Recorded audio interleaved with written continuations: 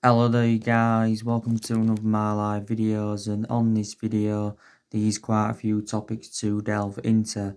So I am going to be giving you the latest news on Dean Henderson, then I am going to be giving you a bit more additional information on Paul Pogba. I have been keeping up to date of what's been going on with Paul Pogba on a regular basis. Then I'm going to go through with you which striker do you think Manchester United should sign in the summer transfer window, because it is very, very imperative that we do recommend a striker in the summer transfer window, because I give you the news on Odion Ighalo recently, and it's looking very, very imminent that he's going to be leaving Manchester United and he is going to be going back to Shanghai Shenhua. So I think Ighalo could be gone by next week. So there you go. So let's start with the news anyway on Dean Henderson. So according to recent reports, we have made a decision on Dean Henderson's future, and we will sanction his we will sanction the extension on his loan deal, and we will allow him to remain at Juventus for we will allow him to remain at Sheffield United for the remainder of the season. Now, Dean Henderson, like I mentioned, has been a revelation for Sheffield United. Like I said, Dean Henderson has had quite a few loan spells before. He had a loan spell with Grimsby, Stockport, and also to Shrewsbury. So we're allowing him to stay at Sheffield United for the remainder of the season. I think we are reluctant to let Dean Henderson go on a permanent transfer, because we do see Dean Henderson as a long-term replacement for David De Gea. We've already confirmed that David De Gea is going to remain our number one goalkeeper next season, but David De Gea has been our number one for several years. Dean Henderson, I think, still got a contract with the football club until 2022, So yeah, he's a long-term replacement for David De Gea, is Dean Henderson. So yeah, we have made a decision on his future. So that is the latest news on him. By the way, I also want to confirm, this got confirmed yesterday. I read it up, and it says we have told Bolton, Burton and Hearts that they do not have to pay out what they owe to Manchester United, because obviously, Hearts took Joe Pereira on loan, Burton, I think, took Kieran O'Hara on loan, and Bolton took Ethan Hamilton on loan. So they do owe loan payments of around £130,000 do them clubs, but we're not willing to take any loan payments off them, with the financial issues in that with the coronavirus pandemic. So that has been confirmed. Now let me just give you the latest news on Paul Pogba. So the latest news is on Paul Pogba, and this is stemming from Tutto Sport, which is an Italian newspaper, and they have said that Paul Pogba has to take a wage cut to obviously make a return back to Juventus. Paul Pogba's salary at Manchester United is around £15 million per year. Reportedly, Paul Pogba has to lower his 11 million a year wage demands and that, so Juventus can get him. Now, don't forget, swap deals have been on the agenda. Don't forget, Milan Pjanic and Paulo Dybala recently confirmed they are not interested in coming to Manchester United as part, of a swap deal of Paul Pogba going back to Juventus. So you can say now that's out of the equation.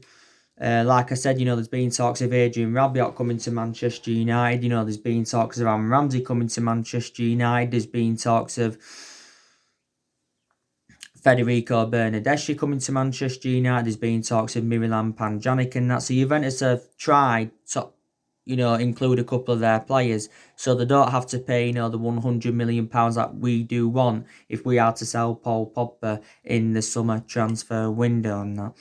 So yeah, and like I stuck to what I said, if Paul Pogba does leave Manchester United in the summer transfer window, I think he will make a return back to Juventus. I really, really do, because Paul Pogba did enjoy 4 good years with Juventus.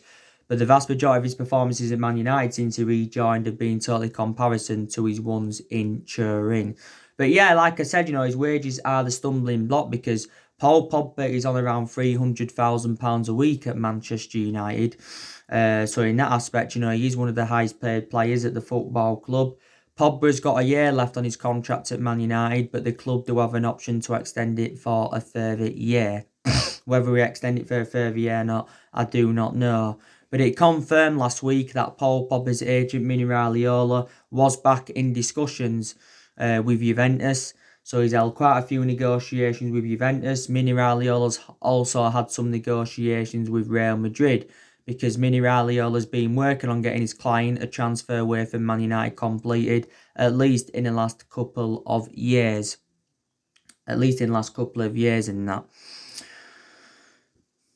But like I said, Tino, last summer, Paul Pogba was relentlessly linked to a move to Real Madrid. Paul Pogba did make the admission last summer saying that I wanted to leave Manchester United and he was seeking for a new challenge. He even publicly admitted as well that I wanted to leave the football club. Paul Pogba's preference last summer was to make a move to Real Madrid. But the main explanation why his move to Real Madrid didn't materialise last summer was reflecting on the substantial amount we put on him. Because we said last summer, we wanted £180 million and Real Madrid were not willing to meet that valuation. Don't forget, last year, Paul Pogba was talking a lot about Real Madrid, about his dreams of playing under Zinedine Zidane. And Real Madrid, recruited a good, 5 or 6 players in last summer and spent, in the £200 or £300 million range. Real Madrid, of course, brought the likes of Eden Hazard in, Luka Jovic, Rodrigo, Ferland Mendy, Eden Militao and that. So yeah, they did good business, but they're looking to do more business when the transfer market does open this summer. And also they're looking to get rid of players as well at Real Madrid. They're looking to get rid of Bale. They're looking to get rid of James Rodriguez. Karim Benzema's coming to an end of his career. They're not satisfied with Luka Jovic. They're looking to get rid of Dani Ceballos on a permanent transfer. So yeah, Real Madrid are looking to get rid of players. And there's still some reports saying that, Real Madrid are interested in him. He did say quite a few weeks ago that Real Madrid had dropped their interest in Pogba because of Paul Pogba's wages. Like I mentioned to you, in recent weeks, the likes of PSG have been in for Pogba. I think for PSG to get Pogba, they'd either have to offload Mbappe or Neymar, who are the two most expensive players in the world. He won't go to PSG. In recent weeks as well, Inter Milan have been in for Paul Pogba. Don't forget, Inter Milan have already recruited 3 of our players because they got Ashley Young offers, they got Sanchez offers, and they got Romelu Lukaku offers. And maybe Antonio Conte is keen on reuniting with the player. Don't forget, it confirmed in the mainstream media as well a couple of days ago, like I updated you. It said that, we'd submitted an offer to Inter Milan. We'd offered them Paul Pogba, but, we wanted Milan Skriniar as part of the deal, but Inter Milan had allegedly rejected this bid because it has mentioned in recent weeks that we have been interested in Milan Skriniar from Inter Milan. Because Inter Milan did say that Milan Skriniar could leave them at the end of the season. It said Milan do want around 52.5 million for him. There has been quite a few clubs that have been in for Milan Skriniar, and he is predominantly a centre-half, but he can also play as a holding midfielder. Don't forget, Man United are in search for a centre-half, even though we have got a lot of centre-halves in the team. I think this has been Milan Skriniar's 3rd season with Inter Milan, has it? I think he's made around 118 appearances in all competitions. Milan Skriniar did sign a 4-year deal, last summer with Inter Milan, so he's got a contract with them until 2023. Inter Milan did pay around £30 million for him from Sampdoria to make him the most expensive Slovakian player in history. Back in 2016, Milan Skriniar was named the best under-21 Slovakian player in that. And he is he like 24 or 25 or something like that, Milan Skriniar. But yeah, Inter Milan did turn this down. And don't forget, Barcelona have been in for Paul Pogba before. But me, personally, I think Paul Pogba's going to stay at Manchester United for next season. but I'm not too sure about the foreseeable future. Now, don't forget, Paul Pogba has recently been training alongside Bruno Fernandes, and I'm very, very excited about the prospect of Paul Pogba playing alongside Bruno Fernandes in our midfield, because they will complement each other fantastically well, and Paul Pogba and Bruno Fernandes have not yet had the chance to play together in our midfield. By the way, Paul Pogba is now back from injury. He was out, for a while with injury. He was out with an ankle injury. The last game Paul Pogba did play was our 4-1 win against Newcastle on Boxing Day. And the last time Paul Pogba started from the start was back in September. His appearances, have been limited at the football club of Pogba's. He's only played 8 times this season for Manchester United. So there you go. So it's good to see, Paul Pogba now back. It really, really is good to see him now back. I think the best we saw of Paul Pogba was in that 3-month period when Ole Gunnar Solskjaer was the interim manager, because he put a lot of good performances out. Don't forget, Paul Pogba endured a very, very difficult time under the Jose Mourinho era, but a lot of top players endured difficult times under the Mourinho era. Martial endured a difficult time under him, so too did Shaw. Fred never really got his opportunities under Mourinho. Rashford endured a very, very difficult time. So Jose Mourinho's got a bad reputation with top players. Don't forget we had Paul Pogba when he was a lot younger, under the Alex Ferguson era, but we had to let him go on a 3 due to limited appearances in that. So there you go on that. But United fans have got different perceptions on Pogba. Some United fans would keep him, or some United fans would let him go. He did confirm a couple of weeks ago that Ed Woodward had lowered Paul Pogba's asking price from 150 to 100 million pounds. He said about 3-4 weeks ago that we could only get 60 or 70 million pounds for Paul Pogba in the summer transfer window. But since he rejoined the club, he has had a long-running transfer saga. We paid 89 million for him, so as it stands at the moment, he is our most expensive signing. Paul Pogba as well has received a lot of criticism as a Manchester United player. His biggest critics this season have been Graham Souness and Roy Keane and reflecting on that, some have actually advised Paul Pogba to leave Manchester United. But if he's to leave the football club, there has been a few players on our agenda who could replace him. But yeah, so Paul Pogba needs to take a pay cut to get that return to Juventus. So that is the latest news on that. Now, let's delve into the next topic. So, which striker should Manchester United sign in the summer transfer window? Now, like I said to you earlier on in the video, it's looking very, very imminent that Odion Ighalo is going to be, leaving Manchester United. Could be leaving by next week. Odion Ighalo's loan at the football club does expire on the 31st of May. Now, we have been in negotiations with Shanghai Shenhua over extending Odion Ighalo's loan at the football club. Reportedly, we did say that we want to extend Odion Ighalo's loan for a further 3 months, but reportedly Shanghai Shenhua have rejected this proposal because Shanghai Shenhua have confirmed that they expect Odion Ighalo to return for the start of the new Chinese Super League season. And now, like I said, we have been facing a dilemma with Odion Ighalo. Did confirm quite a few weeks ago, saying that Shanghai Shenhua are demanding £20 million to let Odion Ighalo go permanently. Solskjaer did make the admission, saying that he wants to get Odion Ighalo a permanent contract, but maybe we've got strong reservations about paying £20 million to get Odion Ighalo permanently. Don't forget, you had James Cooper from Sky Sports saying that we do remain relaxed over Odion Ighalo's future. Now, we did get Odion Ighalo in on loan in January. I think we paid around 3 or 4 million to get him on loan. His wages at Shanghai Shenhua were like £300,000 a week, so I think we're paying like 100 grand a week to him or something like that. So we're paying like a third of his wages. Like I said to you, Shanghai Shenhua have reportedly offered him a 2-year contract extension with around £400,000 a week, so that can convince him to turn down a permanent move to Man United. But like I mentioned, Ighalo has enjoyed a good start to his Man United career. That's before the football season got suspended.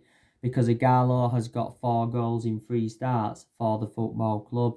And like I mentioned, Tino, he has been a very, very good cover up to Marcus Rashford, and Igalo is a lifelong Manchester United fan, but I do believe he is going back to China. So reflecting on that, Manchester United have got to get a striker in. And there's been so many strikers on our agenda. And we have got a lot of good attacking players. Like I said, Rashford, very, very good striker for us. Overall, he's one of our best players, Rashford. But there again, he was one of our best players earlier on in the season before he sustained that back injury. The positive news regarding Rashford is that he is now back from his back injury, which is very, very good news. Obviously, up until this point, Rashford has spent the entirety of his career with Manchester United. Rashford has been a United player since the age of 7, and he's been in our senior squad since 2016. And since then, he has become an integral part of the team as Rashford. I think he's scored like 60 odd goals in over 200 odd appearances for the club, which is very, very impressive. You can play Rashford centrally, you can also play him on the left. I think we'll put Rashford out wide when the season does resume, because he seems to be more effective from that wide position, does Rashford. Anthony Martial, he's another good attacking player we've got. And as you all know, we have been playing Anthony Martial in that number 9 role this season, so we have been playing him centrally. But he seems to be effective in that central position, and I think Martial will stay in that central position, even though Martial does predominantly play out wide on the left, because in the 4 previous seasons prior to this one, Martial has been playing on the left-hand side. Martial, of course, has been a long servant. Martial is now into his 5th season at Manchester United. Obviously, I think he's got a good 16, 17 goals this season. I think one of the best seasons Anthony Martial enjoyed was his debut season under the Louis van Gaal era. We paid around £36 million for Anthony Martial from Monaco. Got him as a 19-year-old, and now Martial, of course, is 24. Mason Greenwood, he's another good attacking player we've got. This has been Mason Greenwood's first full season in the senior squad for Man United. I think he's scored a good 12 or 13 goals in all competitions this season. To be quite honest with you, I expect Greenwood to get more starts next season than that, because Greenwood's made a lot of his appearances this season have come from the substitutes bench. But next season, or even when the season resumes, I expect Greenwood, to get more starts in the Premier League, reflecting on his good run of performances. We've got Daniel James as well, who's obviously, done very, very well. Daniel James has played persistently this season. I think Daniel James has played 30-odd games for Man United in all competitions this season. I've got to make an admission, I think Solskjaer's overplayed Daniel James a little bit, but we got him on the cheap. We only paid £15 million for him from Swansea last summer. You can put Daniel James on the left, you can put Daniel James on the right and that, but seems to be more effective from that left-hand side. I've been surprised at him because, he came all the way from the Championship to the Premier League, so it's taken a huge step in, his footballing career. So there you go. So we've got a lot of good attacking players, like I've mentioned, but that's no excuse. Man United still need to recommend a striker in. So yeah, let's go through it now. So which striker should we sign? So as you all know, Haaland. There's been a lot of talks about Erling Haaland from Borussia Dortmund now. Don't forget Ole Gunnar Solskjaer wanted to sign Erling Haaland in the January transfer window. But we didn't sign Erling Haaland, unfortunately. And I think there was a couple of main explanations why we didn't sign Erling Haaland in January. Is because there was a lot of uncertainty over Solskjaer's future. Obviously, we had no Champions League football to offer in that. So these are the couple of main explanations why Haaland did not come to Manchester United. It was a shame that we didn't get him as well, because he was a cheap solution. Borussia Dortmund only paid, was it £17 million for him? He has got a contract with Dortmund until 2024. Don't forget Solskjaer in January met up with Haaland in Norway, so too did Ed Woodward, to discuss a possible move to Manchester United. Haaland's done very, very well since his arrival at Borussia Dortmund in that. I don't think he'll go in the summer transfer window, because Dortmund will take into account, that, we only got him in January. Plus, Haaland's release clause doesn't become active until is it next summer or the summer of 2022. I think his release clause is around £63 million. So maybe, we'll look to sign Haaland either next summer or maybe in the summer of 2022, because if we was to try and sign him in the summer transfer window, he would cost us over £100 million, would Haaland. And I think Dortmund have got a verbal agreement with Mini Raiola, who's Haaland's agent, to keep Haaland at Dortmund at least until 2022. Solskjaer was just keen on a reunion with the player. Don't forget, Solskjaer worked with Haaland when he was at Molde. Solskjaer was the one that gave him his debut at just the age of 16 and that, and Haaland is now only 19. So we're not going to get Erling Haaland in the summer transfer window. The news on Joshua King. I give you the news on Joshua King yesterday from Bournemouth. It reportedly says we are seeing him as an alternative to Odin Ighalo. It mentioned from Sky Sports, which is a reliable source. Sky Sports did say that there's four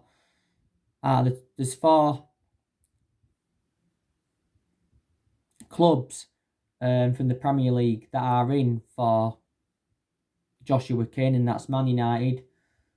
I think it mentioned Liverpool, Chelsea and Wolves, did it mention. But yeah, there's four out of the top 6 sides that are in for him. Don't forget, Joshua King is a former Manchester United player. Didn't make one single senior appearance for the football club, because we did get him from Valerenga. Obviously, he went to Blackburn after he left us. Well, he had quite a lot of loan spells. He had loan spell with Preston, Hull, Borussia Mönchengladbach, Blackburn, and of course Blackburn did get him permanently, and then he enjoyed a couple of years with Blackburn, did Joshua King. And Bournemouth, of course, got him in 2015, and now he's still at Bournemouth now, and this has been his 5th season with Bournemouth as Joshua King's. He's got, I think, a year left on his contract as Joshua King. Don't forget, we submitted a £20 million bid in. We put a £20 million bid in for Joshua King in January, but Bournemouth had turned this down, but we never put a second bid in for him. It was on deadline day, by the way. We put this £20 million bid in for Joshua King. I think Bournemouth are set to lose Ryan Fraser and Jordan Ibe, because their contracts do expire very, very soon. Joshua King, I think, has got around 48 goals in 163 appearances for Bournemouth in all competitions, and around 46 in the Premier League. So the vast majority of Joshua King's goals have come in the Premier League. Joshua King, of course, is 28 years of age, so he is in his late 20s and that. So he's been another striker on our agenda recently. Maybe now we'd probably cost in the £30 million range, would Joshua King, if we was to get him on the board. There's also been talks about David Brooks as well from Bournemouth. It says we're seeing him as an alternative to Jadon Sancho, David Brooks. But no, I don't see David Brooks coming to the club, because the likes of David Brooks and Joshua King are not on the same level, are they, as Jadon Sancho. Another striker that's been on our agenda, and that is Moussa Dembele from Lyon. Obviously, there was reports coming out the other week saying that we'd allegedly agreed a fee in the region of £60 million for Moussa Dembele. Like I said, I'd take Moussa Dembele at Manchester United. I really, really would. Because the couple of reasons I'd take him at Manchester United is because he's a prolific goal scorer. Plus, he's well proven in the Premier League because he played for Fulham when he was younger. He began his senior career with Fulham. I think Moussa Dembele scored like 19 goals in 64 competitive matches for Fulham. So I'd definitely take him. And of course, he's now into his 2nd season with Lyon. He's Moussa Dembele, and Lyon is the 3rd club in his playing career. I think he's got around 42 goals in 88 games for Lyon. Lyon did pay around £20 million in from Celtic in the summer of 2018. Also enjoyed a few good years with Celtic, because he scored 52 goals in 94 games for Celtic as well. And he's got a contract with Lyon until 2023. And Moussa Dembele is 23, 24 years of age, and he's an out-and-out number 9. And Chelsea have also been in for him in recent weeks. So he's another striker I'd take at Manchester United.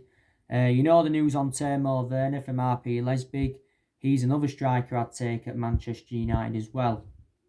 I'm very, very sceptical that we'll sign Timo Werner, but there's still a possibility chance that he could come to Manchester United.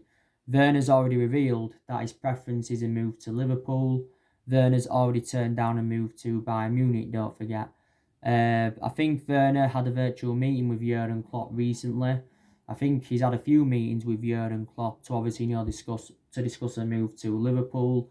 David Ornstein, who's a credible journalist, he was talking about Liverpool and Werner the other week, and he says Liverpool may not make any signings in the summer transfer window. He did say Werner will only leave Leipzig to go to Liverpool, or he'll stay at Leipzig until next summer. I think maybe now Liverpool are planning to sign Werner next summer instead of this summer, because maybe Liverpool believe they can get him cheaper.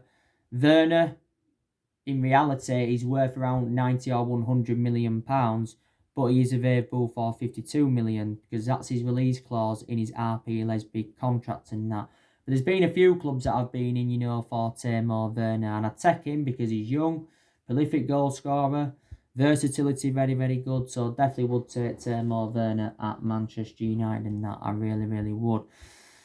So which striker, should Manchester United recommend in? There was talks of Harry Kane a few months ago. I didn't have a lot of trustworthy in that. Tottenham said, they wanted a world record fee of £200 million for Harry Kane, obviously. Kane will probably stay at Tottenham and then see how it plans out next season. And if it doesn't work out, then probably Harry Kane will leave and that. So that is the latest news and all of that. But like I've already mentioned to you, there is a lot of uncertainty. There's a lot of uncertainty for the there's going to be a lot of uncertainty in the summer transfer window, with the financial issues with the coronavirus pandemic. Now, don't forget, like he updated you recently, Ole Gunnar Solskjaer's transfer limit has been set. Ed Woodward is privately reluctant to spend any more than 60 or 70 million pounds on any player. So Solskjaer's transfer limit has been set.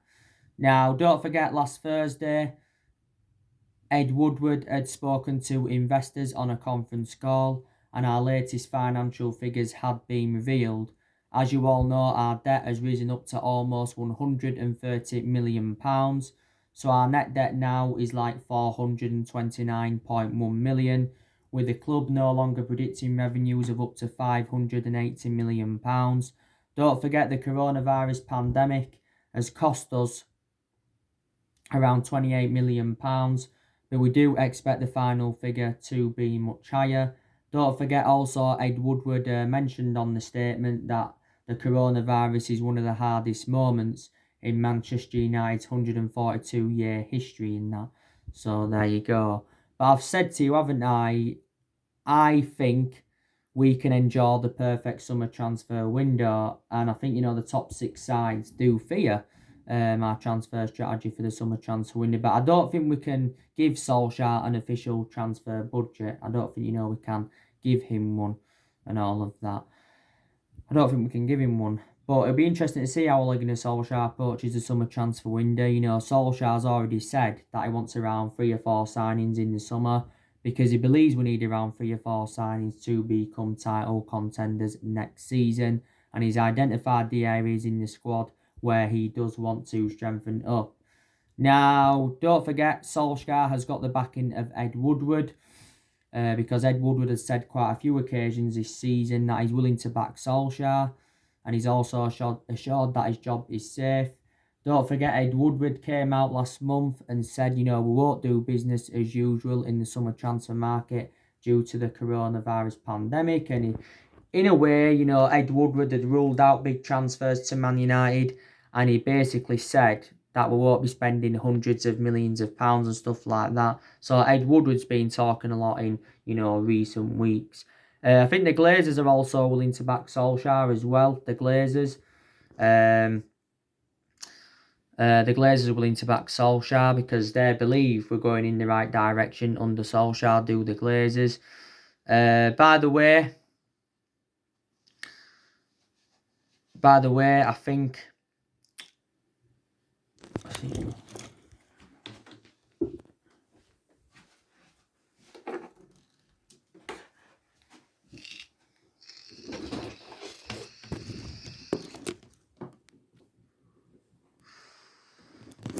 think we have paid approximately 1.5 billion for the privilege for the privilege of the owners of the Glazers. We've approximately paid around 1.5 billion, or something like that. It mentioned the Glazers have received close to like 200 million pounds after spending 270 million pounds and that.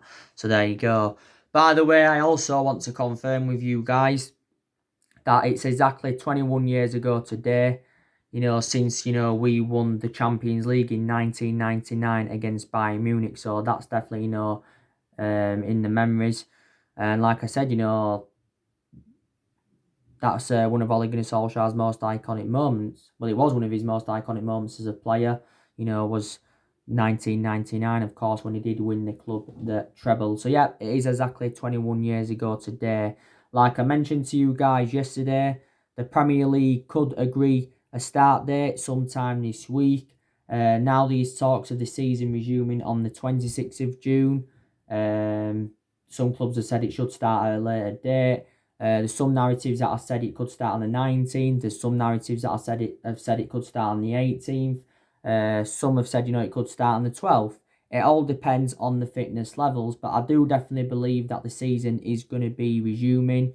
There's 9 games to play in the Premier League. There's 92 games to play in all competitions. Tottenham and Man United is going to be the first Premier League game back, and it is going to be live on Friday Night Football. Yes, it is in that live on Friday Night Football. But like I confirmed to you, our full squad now have been back in training. We returned to training last Wednesday.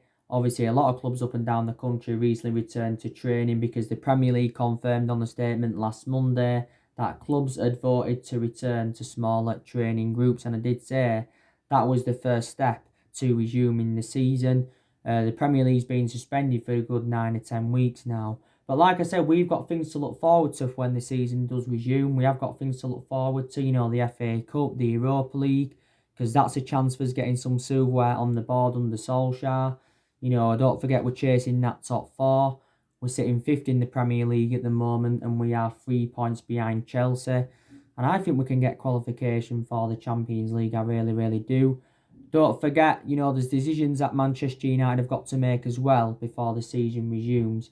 Obviously, we've got to make a decision on Pogba's future, Delors' future. Solskjaer's also got to work out his best 11, work out his, best formation and that. So these decisions that Manchester United have got to make, definitely. There's decisions we've got to make in the summer transfer window, what players are we going to recommend in and what players are we going to get rid of and that. So anyway guys, that's everything to update today. Drop your comments, likes below on the channel. If you do, consider subscribe as always, and take care. God bless, and I'll see you all again very, very soon.